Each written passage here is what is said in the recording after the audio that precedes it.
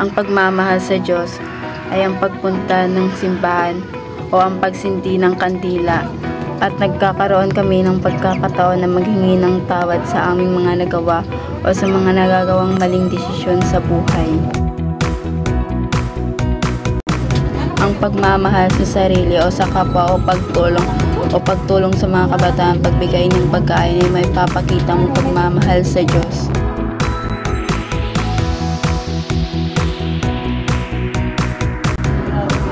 Kapaligiran, kagandahan o kalinisan.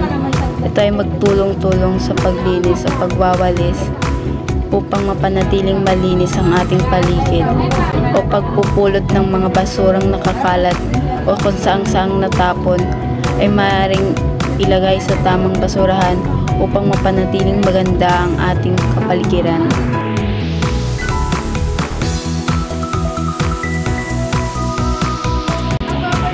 Bayan o pagsunod sa batas sa pagtawid sa pedestrian lane para maiwasan ng aksidente at para sa kaligtasan.